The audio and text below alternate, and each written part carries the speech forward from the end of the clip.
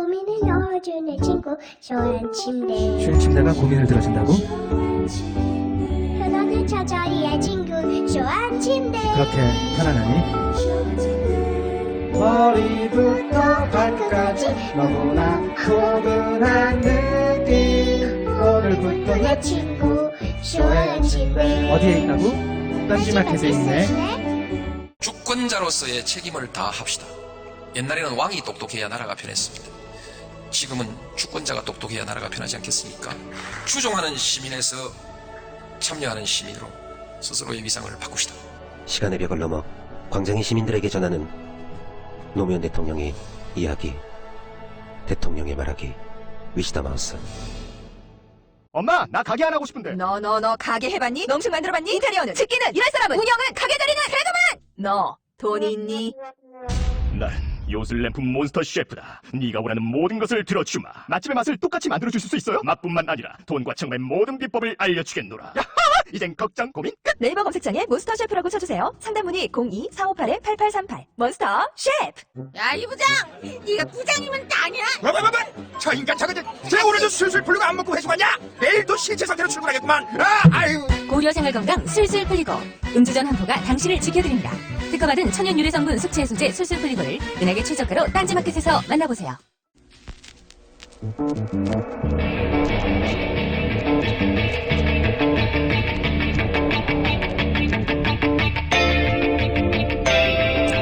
안녕하세요. 공장장 권한대행입니다.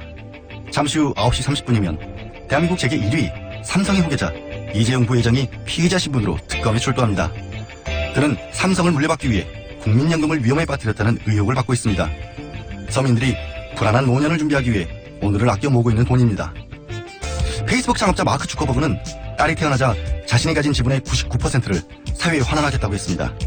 그 돈으로 질병과 가난을 물리치면 딸이 보다 나은 세상에서 살 수 있을 것이기 때문이라고 합니다. 자식이 더 나은 세상에서 자라기를 바라는 마음이 모든 부모의 마음이라고 합니다. 이재용 부회장은 엄청난 혼자만의 돈을 주커버그에 따른 함께 살아갈 수많은 사람으로부터의 축복을 물려받는 것 아닐까요? 우리는 과연 무엇을 유산이라고 부를 수 있을까요? 악마 변호사의 짧은 생각, 양지열이었습니다.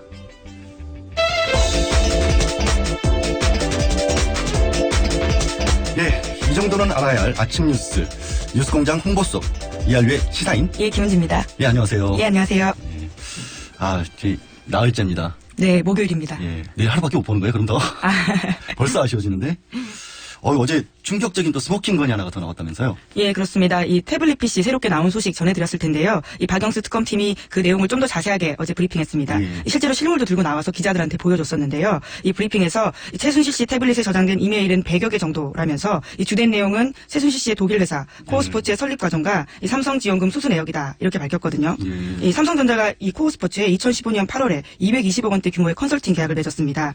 그건 알려졌던 거고. 예. 근데 삼성은 이제까지 이 사실을 인정하지만요. 이 지원금이 최 씨 일가에게 쓸지 몰랐다 이렇게 밝히고 있거든요. 그렇죠. 예, 그런데 이 최 씨가 독일에서 쓴 자금과 관련된 이메일 송수신 상대방을 보면요, 이 삼성 관계자가 있다라는 겁니다. 그러니까 직접적으로 다 알면서 얘기를 해왔다는 거고 네. 굳이 이교철 특검부가 실물을 들고 나왔어요. 네. 그럼 최순실 씨가 그동안 사실 그쪽에서는 JTBC 태블릿 PC는 뭐 조작된 것이다 이런 얘기를 해왔지 않습니까? 예, 그렇죠. 그거를 막기 위해서 아마 들고 실물까지 보여준 것 같은데 이제는 인정한답니까? 여전히 감정이 필요하다라는 주장을 하고 있는데요. 굉장히 감정적으로 나오네. 예, 그런데 어제 이 기자들 앞에서 핸드폰, 그러니까 이 태블릿 PC 이 잠금을 푸는 모습도 보여줬거든요. 이제 그러면서 이것이 L자 표시인데요. 네. 이것은 이 최순실 씨의 기존에 있는 스마트폰뿐만이 아니라요. 이 JTBC가 입수한 태블릿 PC까지 모두 똑같은 잠금 똑같다. 패턴이라고 합니다. 그거 하나를 안 받고 다 같이 썼나 보네. 근데 이 기사 보니까 이 태블릿 PC를 삼성이 줬을지도 모른다는 얘기가 나오더라고요. 예, 그렇습니다. 굉장히 공교로운데요. 이 최순실 씨, 이 태블릿 PC 이번에 나온 것은요, 이 갤럭시 탭 S2 모델 은빛 색상입니다. 그런데 최순실 씨가요, 이 태블릿 PC 처음 사용한 게 2015년 7월 25일이거든요. 개통한 날짜라는 거죠, 그게? 예, 그렇습니다. 사용된 날짜로 찍히는 건데요. 그런데 이때는 이 해당 태블릿 PC가 세상에 나오기 전입니다. 그러니까 정식 출시되기 일주일도 전에 이미 사용을 했다는 거죠. 그게 어떻게 가능하죠? 그러니까요. 그럼 그 삼성이 줬다. 그래서 이제 보도가 그렇게 나온 거잖아요. 예, 그렇습니다. 삼성이 전달했을 가능성이 아주 큰데요. 최순실 씨가 뭐 어떤 수로 이 출시도 되기 전에 태블릿 PC를 사용했는지에 대해서는 의문을 낳을 수밖에 없고요. 또 하필이면 그날이요, 이 박근혜 대통령과 이재용 부회장이 독대한 날입니다. 7월 25일. 예, 2015년 7월 25일인데요. 아니, 신제품 나오면 막 줄 서서 그거 기다렸다가 사고 그러는데. 예, 굉장히 관심도 높고요. 그러니까요. 네. 갤럭시 탭 같은 경우도 삼성이 주력으로 밀었던 상품 중에 하나고. 근데 아직 GPS는 추적을 안 했다고 했잖아요, 특검에서. 예, 아직 뭐 이제 공개를 안 한 건지 뭐 이제 수사에 이제 들어간 건지 모르겠는데요. 이게 1월 5일에 이제 특검에 손에 들어온 거거든요. 네. 이제 그러니까 한참 이제 수사가 진행되고 있는 것으로 보입니다. 근데 제가 그걸 물어본 이유가 GPS 위치 추적 장치가 이게 전원을 켜는 순간 나오잖아요. 예, 그렇죠. 7월 25일 날 최순실 씨가 이 전원을 켰을 때 과연 어디에 있었을까? 굉장히 주목되는 바입니다. 혹시 이재용 부회장이 청와대에서 박근혜 대통령을 만나고 있었을 때 그 주변, 뭐 청와대 인근 이런 데서 기다리고 있으면서 다 보고를 기다리고 있었던 건 아닐까? 혹시 예, 그런 생각이 들었는데 최순실 씨가 교과서도 최순실이 만들었다면서요? 예, 뭐 국정교과서 그때 뭐 혼이 비정상 뭐 이런 이야기들이 많이 나오면서 혹시 그런 워딩이 최순실 씨에서 나온 게 아니냐 뭐 이런 의혹들은 있었잖아요. 예. 그런데 이 태블릿 PC에서요, 이 국정교과서에 개입한 정황도 확인됐다라는 겁니다. 이 태블릿 PC를 분석하는 과정에서 특검이 확인한 내용인데요.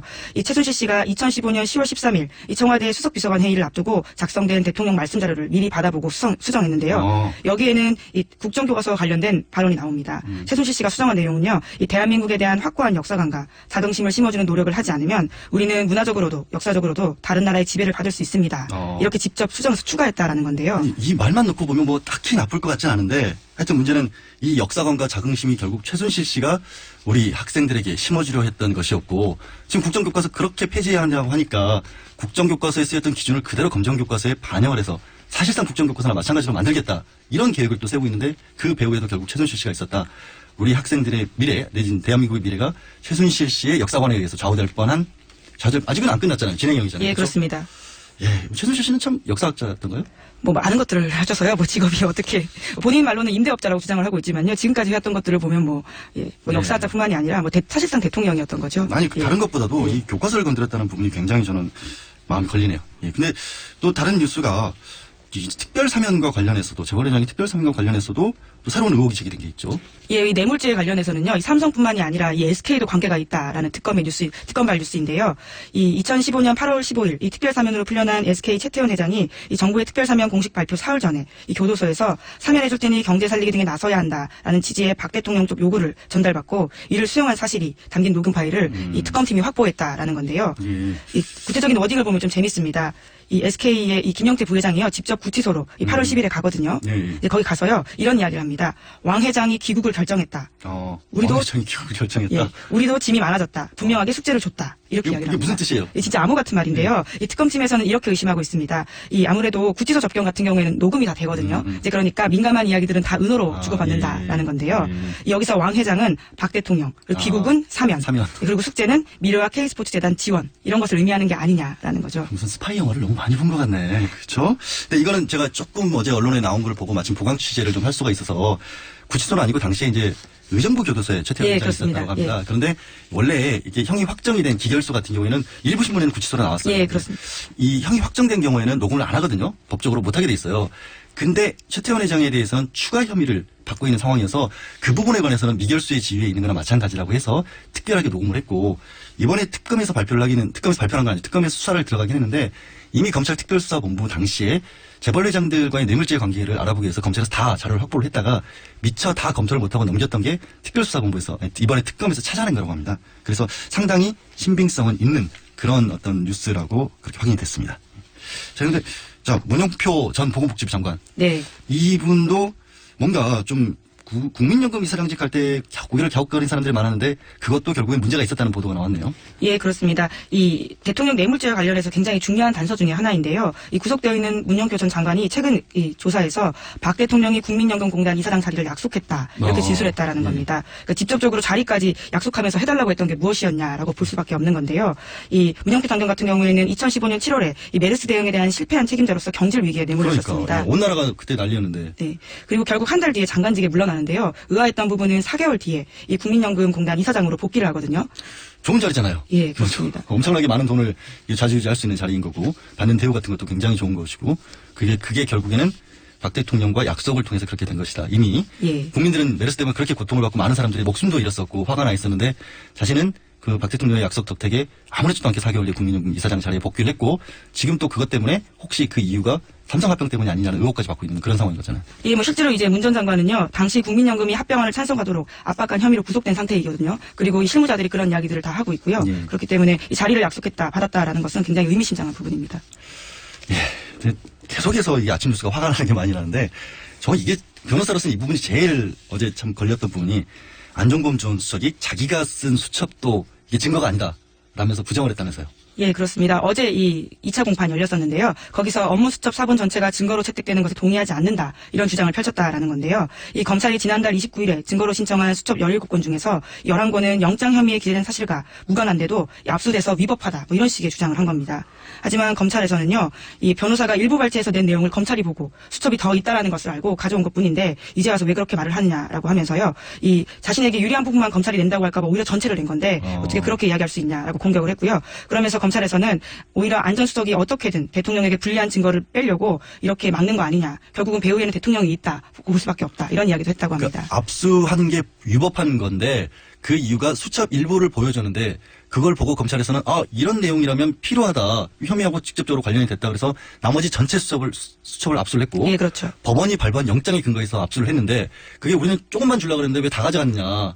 그러니까 나머지는 다 불법이다. 이런 얘기 아니에요. 예, 그런 취지의 발언인 것 같습니다. 그러면서 마지막에 기사를 읽다가 결국에는 이거 재판부가 결정할 문제니까 우리는 이의 한번 제기해 본 거다. 문제 없다. 이런 식으로 얘기를 했는데 저도 그럼에도 불구하고 이런 정말 이의 제기에 대해서도 그래도 법대로 해야 한다라고 말할 수밖에 없는 제 직업이 한스럽습니다. 박 대통령이 참 싫어하는 사람은 참 끝까지 싫어하나 봐요. 예? 예, 다음 뉴스가 그렇죠? 예, 나쁜 사람이라고 찍어서 실제로 인사에도 영향을 미쳤다라는 것이 참 많이 알려진 사실인데요. 이번에는 한강 작가입니다. 이 문화체육관광부가요, 소설 채식주의자로 세계 3대 문학상에 꼽히는 맨부커상을 받은 이 한강 작가에 대해서 대통령 명의의 축전을 보내자라는 문체부의 건의가 있었지만 네. 사실상 이것을 거절했다라는 특검발 이 보도입니다. 아니, 정말 노벨문학상이 비견될 정도의 세계적인 상이고, 뭐라고 말씀드려야 되죠? 온 국민이 축하하고 외국에서도 대단한 일이다. 한국이라는 그렇죠. 나라에서 네. 이런 정도의 작품이 나온 것은 엄청난 일이다라고 했는데 다른 것도 아니고 돈 달라는 것도 아니고 청와대에서 축전 하나 보내달라고 했는데 그거를 거절을 했다라는 거잖아요. 예, 문체부에서 이유가 먼저 뭐예요? 이유가? 예, 이유가 정확하게 나와 있진 않지만요. 어쨌거나 이 요청을 거절했다라는 진술을 확보했다라는 거고요. 한강 작가 같은 경우에는 블랙리스트에 이름을 올린 사람입니다. 게다가 이 소년이 온다라는 소설은 5.18 민주화 운동을 다룬 소설이거든요. 예, 그런 것들이 배경이 된 게 아니냐 추측만 나오고 있죠. 아니, 혹시 그때 너무 바쁘셔서 축전을 아예 다 못 보냈던 거 그런 거 아니에요, 혹시? 그냥 설마 나는 한강만 찍어서 안 보내진 않았겠죠, 한강씨만. 정황들은 좀 더 찾아봐야 될 텐데요. 2015년 쇼팽 콩쿠르에서 우승한 조성진 피아니스트에게는 대통령이 축전을 보낸 바가 있고요. 또 2014년에도 베니스건 축전에서 황금 사자상 받았던 조민석 커미셔너에게도 보낸 적이 있습니다. 그러면 이분들은 블랙리스트에 없으셨던가? 혹시 그건 모르시죠? 예, 그 부분에 대해서는 확인을 못했습니다. 그걸 좀 확인을 해봐야겠네요. 예, 그렇죠? 예. 그러면 블랙리스트 때문에 그런 건지 그냥 바빠서 그러신 건지 또 알아볼 수가 있을 건데 자, 이제 오늘 반기문 전 사무총장이 한국에 들어오시는데 약간 안 좋은 뉴스들이 벌써 지금 터지고 있어요. 예, 이 전날부터 조금 안 좋은 이야기들이 나오기 시작했는데요. 반기문 전 유엔 사무총장의 동생인 방기상 씨와 조카 반주현 씨가 뉴욕 맨해튼 연방법원에 이 뇌물 혐의로 기소됐다라고 미국 사법당국이 밝힌 바입니다. 이 공소장에 따르면요. 이 두 사람은 2014년 베트남에 있는 경남기업, 이름 익숙하실 텐데요. 고 성환종 회장의 회사입니다. 네. 이 경남기업 소유의 복합 빌딩인 랜드마크 71을 매각하는 과정에서요. 이 중동향 관리에게 50만 달러, 그러니까 6억 원대 뇌물을 건네려 한 혐의를 받고 있는 건데요. 이 방기상 씨 부자에게 적용된 혐의는 해외 부패 방지법 위반, 돈 세탁, 온라인 금융 사기 등입니다. 이 반주현 씨는 지금 현재 체포된 상태고요. 방기상 씨는 아직 검거되지 않았다라고 합니다. 이게 지금 그러니까 이 랜드마크 건물이 1조 원이 넘는 건물로 알려져 있고 이거를 매각에 실패하는 게 결국엔 성환종 전 회장이 예. 목숨을 끊는 데까지도 결정적인 영향을 미쳤던 거고 아마 반주현 씨 같은 경우는 수수료만 60억 원 가량을 받기로 약속을 했던 건데 그것도 결국엔 제대로 일을 추진한 게 아니었다. 사실상 그냥 중간에서 어떻게 보면 그냥 사기죠. 중개 사기. 예, 브로커 같은. 브로커 예, 같은 예, 걸 예. 하는 바람에 이제 서울에서도 6억 원 정도 손해배상 이미 판결도 받았죠. 예, 서울 북부지방법원에서요. 예. 근데 뉴욕에서는 이거를 뇌물을 줬다는 혐의로 지금 이제 그럼 중동의 매각을 실제로 추진을 했다는 얘기인지 저는 이 부분이 안 나와요. 그러니까 중동의 관료에게 뇌물을 줬다는 얘기는 이 정말로 어떻게든 팔아보려고 하기 위해서 뇌물을 줬다는 건지 아니면 이것마저도 뭔가 어떤 브로커로서 그냥 사기를 한 것인지는 조금 더 기다려봐야 될 건데 한 가지 이 문제에 대해서는 참 모르겠습니다. 이 ERU 끝나고 전문가 한 분을 모시고 인터뷰를 또 따로 해보기로 할 텐데요. 하지만 한 가지 신기한 거 그런데 뉴욕 검찰도 어떻게 사무총장 그만두기를 기다렸다는 듯이 이렇게 기소를 하는지 모르겠습니다. 예, 또 한국에 들어오기 딱 전날 그러게요. 타이밍인데요. 그 뉴욕 검찰도 뭔가 정치적인 배려 같은 걸 하는 건지. 자, 그런데 반기문 전 총장이 이거는 조금 좀 창피스러운 얘기인데 인천공항에 의전을 요구를 하셨다라는 얘기도 있어요. 예, 오늘 5시 반에 귀국해서 인천공항에서 뭐 기자회견도 하고요. 굉장히 중요한 행사들이 진행됩니다. 그런데 귀국을 앞두고요. 반 전 사무총장 쪽에서 인천공항공사의 대통령 등 3부 요인급에게 제공되는 의전을 요청했다가 거절당한 것으로 확인됐다라는 언론 보도인데요. 이 뭐 화려한 의전 대신에 서민들과 함께 하겠다라면서 한때 지하철 기가까지 그렇죠. 거부하지 않았습니까? 이 권한대행께서도 그 부분 지적하셨었는데요. 취소하셨답니다. 잠시하시면 취소하셨답니다. 예, 그런 그때의 어떤 의도와는 좀 다른 이야기들이 나와서요. 눈에 띕니다. 이 조정식 더불어민주당 의원실이 확인한 바라는 건데요. 어제 인천공항공사에서 이 확인한 결과 반 전 총장이 특별한 의전을 요구했지만 이 전직 유엔 사무총장에 대한 예우 규정이 없어서 이 공항공사가 요청에 응하지 않았다라고 밝힌 건데요. 이 조 의원 쪽에서는 뭐 구체적인 내용은 밝힐 수 없다라고 했지만요. 뭐 관련된 내용들을 보면 이 귀빈실 사용과 기자회견을 위한 연단 설치 등으로 보인다라는 건데요. 근데 어떻게 또 생각해 보면 사무총장 정도 그래도 국위를 선양했던 부분이니까 이런 정도는 해줄 수 있지 않을까 하는 생각도 들기도 하고. 근데 그러면서도 또 말씀하신 것처럼 지하철 타실 생각까지 하셨는데 또 의전은 뭐냐 이런 좀 왔다 갔다 하는 생각이 드네요. 마지막으로 우리 정유라 씨 없어졌다 그랬잖아요. 정유라 씨 아들하고 부모. 뭐 위치가 좀 밝혀졌습니까? 예, 그렇습니다. 이 언론 보도로 좀 내용이 나온 건데요. 현재 덴마크 당국의 보호 요청을 이들이 했고요. 이 사생활 침해로 어려움을 겪고 있다. 뭐 이런 식의 이야기를 해서요. 덴마크 당국에서 이 올보르시 사회복지 담당 부서의 도움을 받아서 거처를 옮겼다라는 겁니다. 예, 그리고요. 이 같이 있었던 개화 고양이도 굉장히 많지 않았습니까? 그렇죠. 이 개화 고양이 같은 경우에는요. 이 별도의 동물보호 시설로 맡겨진 것으로 알려졌다. 그 중요한 개 고양이를 맡기고. 그럼 정말 오래오래 머물겠다라는 작심을 한 모양인 것 같네요. 자, 오늘 말씀 여기까지 듣겠습니다. 고맙습니다. 감사합니다. 예, 지금까지 시사인의 김은지 기자였습니다. 굶고 뛰고 땀 빼고 다 해봤다. 그래봐야 소용없었다. 다이어트는 결국 먹는 게 문제다! 동결건조 채소와 곡물, 단백질, 그리고 효소와 비타민, 미네랄로 만든 다이어트 전용 그린 스무디로 하루 한두 끼만 바꿔 드세요. 검색창에서 비타샵을 검색해주세요. 아무도 묻지도 따지지도 않고 가입하셨다고요? 보험은 너무 어려워요. 걱정 마십시오. 마이보험 체크가 도와드립니다. 1800-7917 마이보험 체크로 지금 전화주세요. 1800-7917 이미 가입한 보험이나 신규 보험도 가장 좋은 조건을 체크해서 찾아드립니다. 인터넷 한글 주소 마이보험.com 또는 카카오톡에서 아이디 검색 마이보험을 친구 추가하여 상담하실 수 있습니다. 여성 여러분, 골반이 삐딱하면 허리가 아파요. 아랫배가 나와요. 골반이 바로 서야 건강도 아름다움도 바로 섭니다.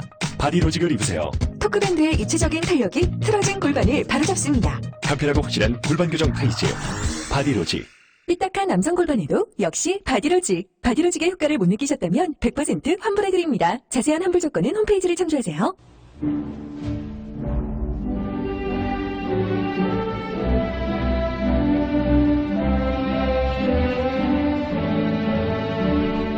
지내는 국민 여러분 많이 하십니까? MB 인사 올렸습니다.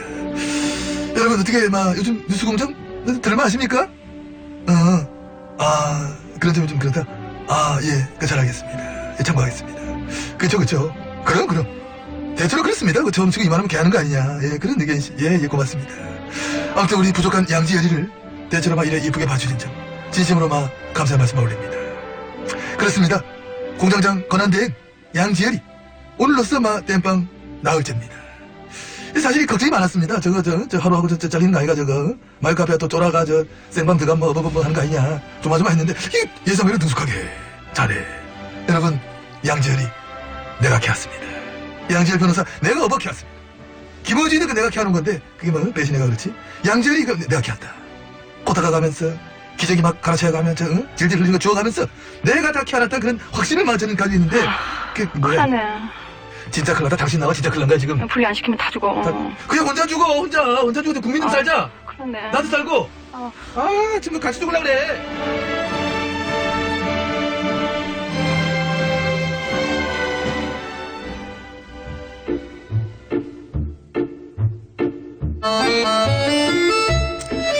따끈한 전국 현안의 속내를 살펴봅니다.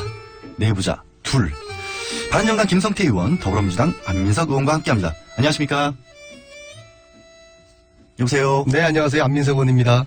예, 안 의원님, 예, 나오셔서 반갑습니다. 그리고 제가 김성태 의원님도 인사해 주시겠습니까? 네, 안녕하세요. 김성태입니다. 인사를 했는데요. 예. 제가 연결을 잠깐 아시겠지만 권한대행을 맡고 있어서요. 오늘 김어준 총수 안 왔으면 좋겠어요. 좋네요, 더. 예, 안민석 의원님께서요, 저를 딱 보자마자 방송 시작하기 전에 김어준 공장장 끝까지 안 왔으면 좋겠어요. 마음이 편하시답니다. 우리 김성태 의원님께서도 편안하게 혹시라도 평소 못하셨던 말씀 있으시면 편하게 해주시기 바랍니다. 예, 그러겠습니다. 근데 안민석 의원께서는 말씀만 그렇게 하고 실질적으로는 김어준한테 저 꼼짝도 못 하시면서 처음부터 왜 저를 또 디스를 하세요? 꼼짝도 못 하셨다. 그런 게 얽힌 게 좀 있으셔서 저한테 그렇게 얘기를 하셨을까요? 자, 일단 저기 먼저 김성태 의원님께서 질문 먼저 주셨으니까 저도 김성태 의원님 관련해서 여쭤보려고 했는데 안 의원님이 독일을 갔다 오셨다고 하네요. 그래서 안 의원님 먼저 말씀을 하나 듣고 가야 될 것 같습니다. 독일은 어떤 일로? 예, 독일에 지금 뭐 최순실 재산이 뭐 수조 원이 있다는 이야기는 들리는데 실체를 파악할 수 없었던 참에 몇몇 동포분들이 제보를 주셨어요. 그래서 그 제보를 확인하기 위해서 돈 세탁 전문가하고 또 우리 주진우 기자하고 다녀왔고요. 그 와중에 주진우 기자하고 저하고 뭐 팬티 논란이 있었지만은 분명히 주진우 기자가 먼저 저에게 도발을 한 것이라는 말씀드리고요. 동포들의 제보는 상당히 신뢰할 만한 제보였고요. 지금도 계속 들어오고 있고요. 앞으로도 들어올 거라고 보고요. 이걸 정리를 해서 발표를 해서 특검에 넘길 예정이고요. 무엇보다도 정유라의 소재에 관련해서 체포는 되었는데 정유라를 소환 문제 이것을 확인하기 위해서 독일 검찰을 만났습니다. 근데 독일 검찰의 입장은 이제 덴마크와 한국의 문제지 우리들의 손을 떠났다. 그런 이야기고요. 근데 제가 한 가지 의아한 것은 사실 지난 한 달 전에 정확하게 12월 14일 날 특검을 만나서 정유라 소재 정보를 다 넘겨드렸거든요.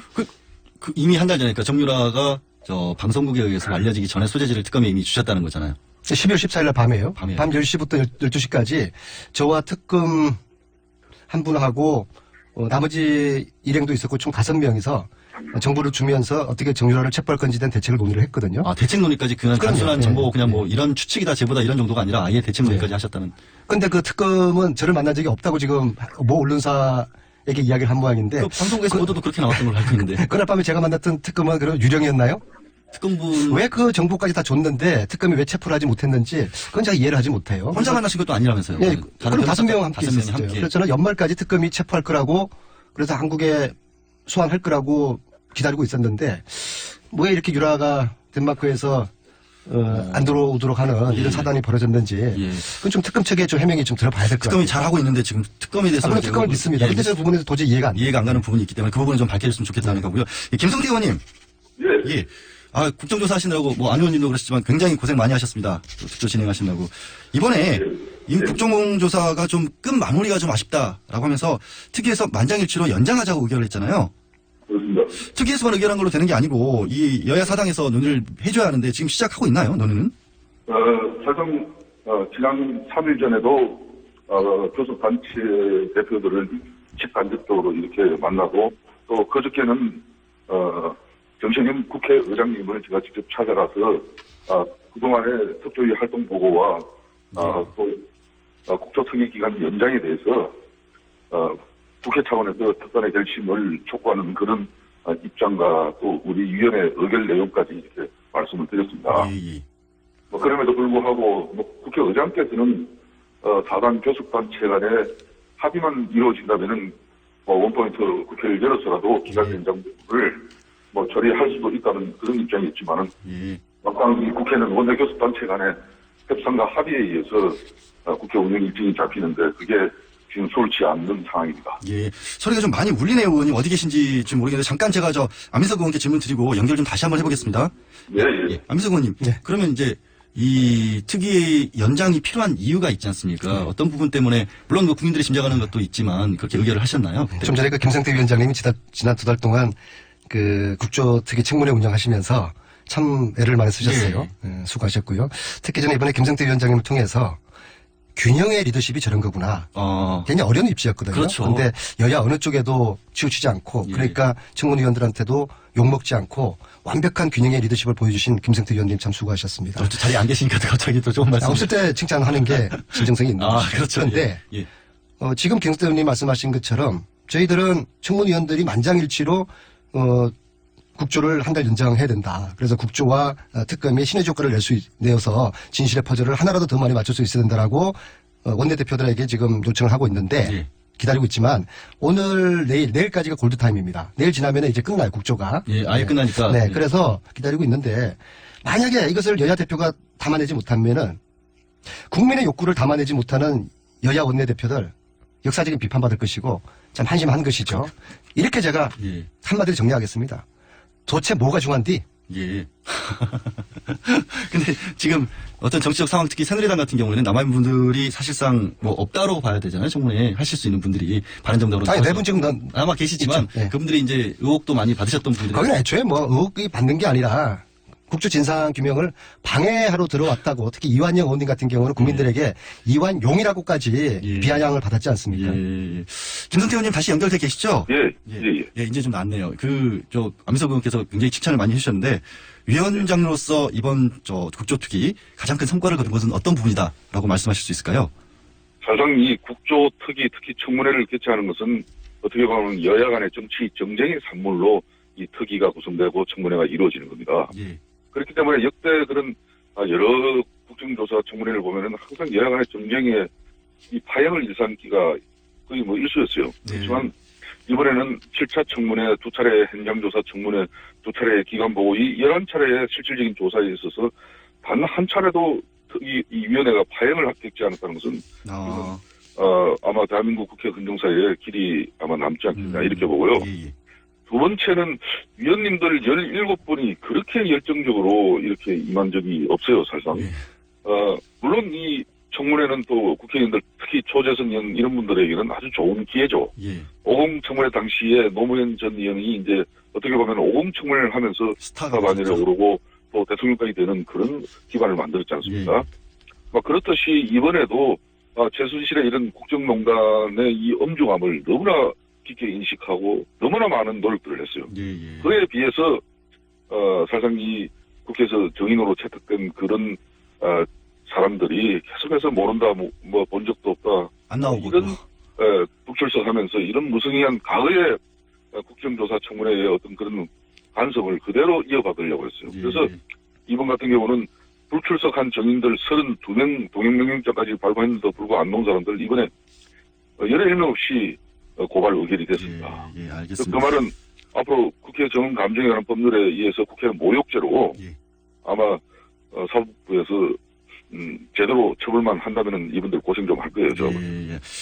알겠습니다. 안 의원님, 지금 김성태 의원님의 이제 성과를 말씀을 해주셨는데, 열심히 하시는 것들은 분명히 맞고, 하지만 또 국민들 입장에서 봤을 때는, 좀 여러 가지, 얻은 것도 있지만, 여전히 또 제대로 준비가 덜 된 것 같기도 하고, 질문들이 좀 반복된 것 같기도 하고, 그런 아쉬움 같은 것들도 좀 남는 것도 있었다. 그런 제일 안타까웠던 점은 이제 진행을 하시면서 어떤 거 있으셨어요? 저는 지금 김성태 위원장님하고 생각이 좀 많이 틀려요.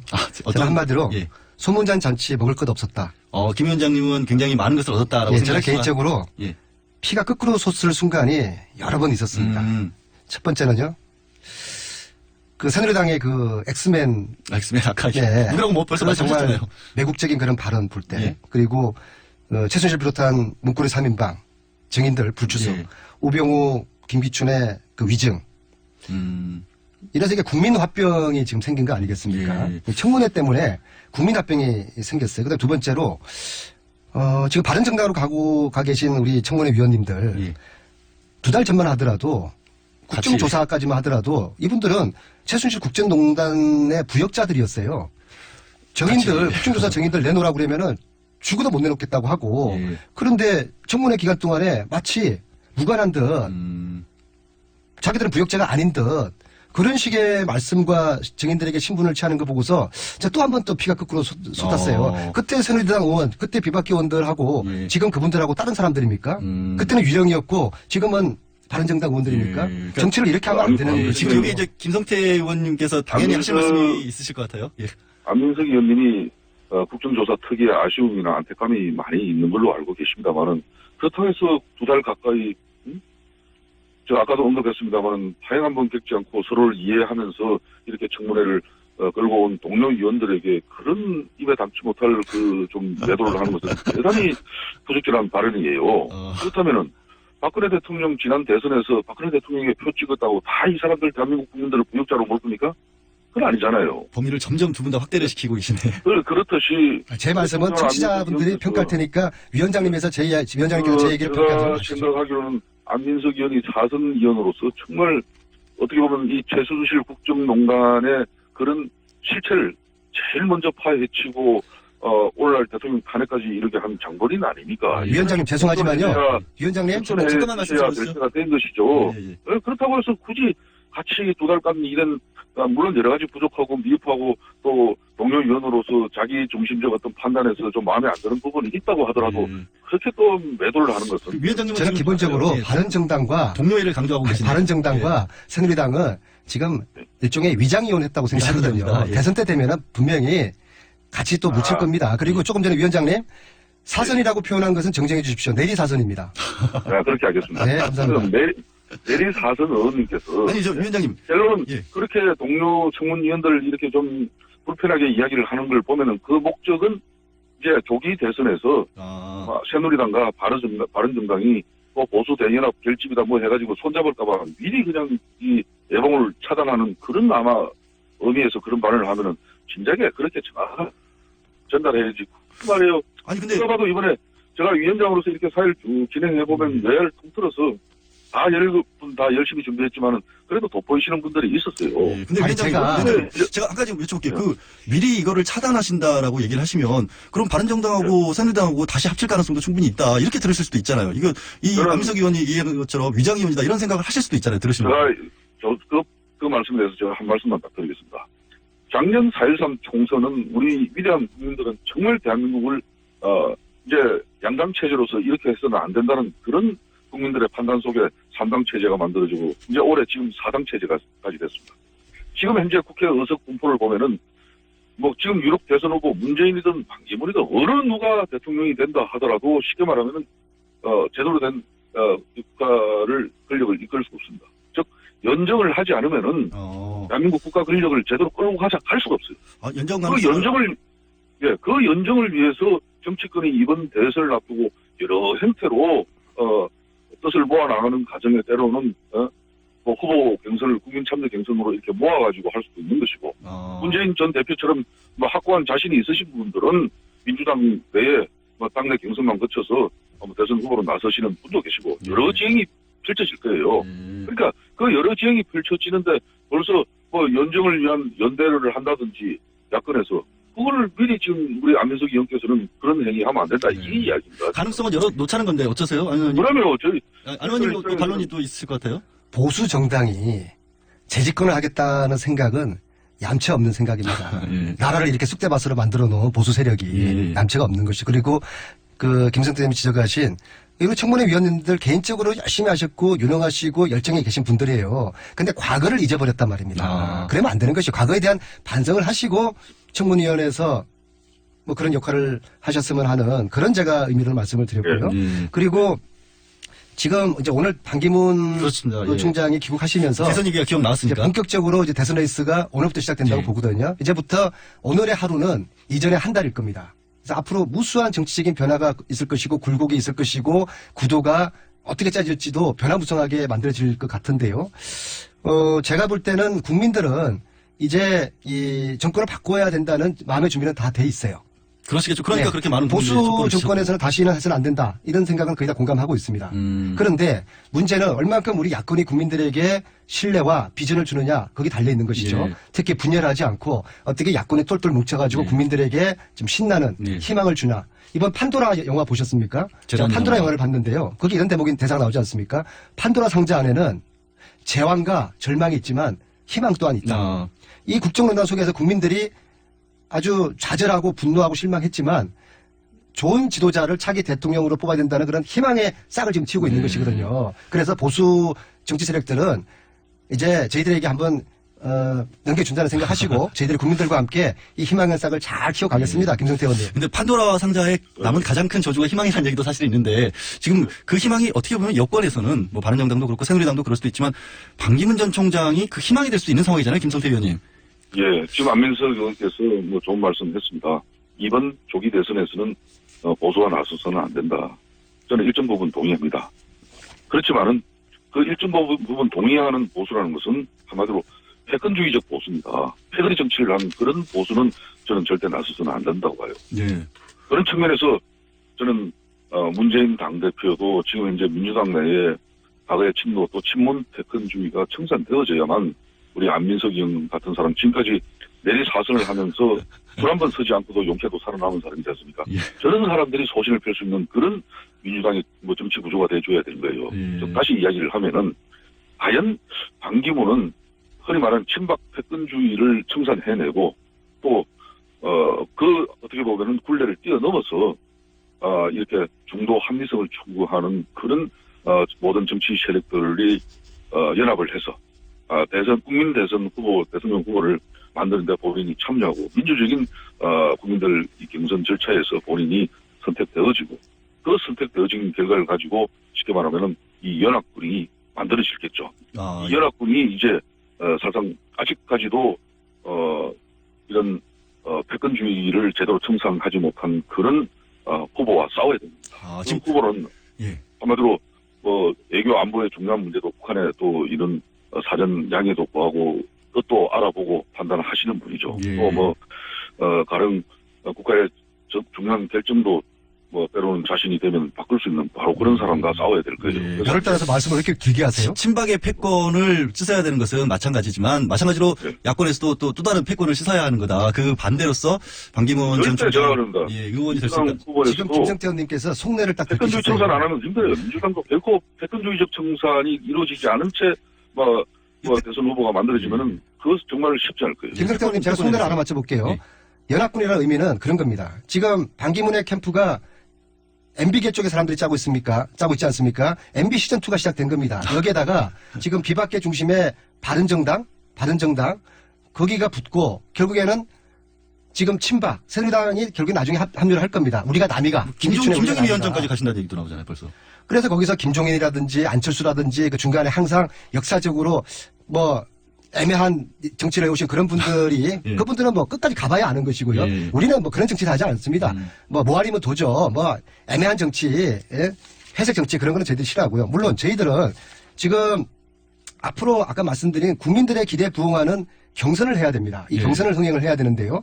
그리고 경선을 흥행을 시키고 지금 현재 과거의 한 형제였던 국민당과 어떻게 연대를 할 수 있는 그런 경선 결과를 만들어내느냐.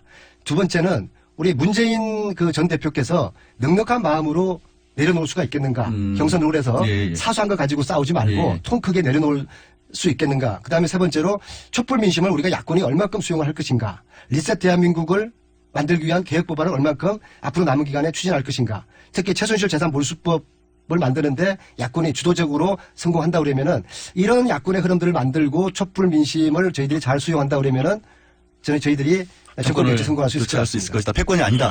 김 의원님 혹시 지금 제가 요 근래 이제 느끼는 부분이지만 안민석 의원이 언제부터 우리 문재인.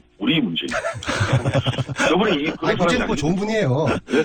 그러니까 참 이제 저는 얼마 전에 민주당에서 민주연구원에서 만들어진 견저지 문건이라고도 하죠. 그런 문건 때문에 민주당이 내용을 겪은 적이 있어요. 그것 때문에 지금 박원순, 김부겸 여러 지금 잠재적 대선 후보들이 크게 반발하고 있고 조기 대선 후보 선출을 위한 그런 룰 이걸 세팅하기가 지금 상당히 어려워지고 있잖아요. 일부 의원은 이미 참여도 하지 않겠다는 그런 분위기도 나오고 저는 그런 측면에서 문재인 후보 좋은 후보입니다. 좋은 후보지만은 절대 이제 패권주의 청산하고 좋은 후보 되라는 이야기예요. 박근혜 대통령 보십시오.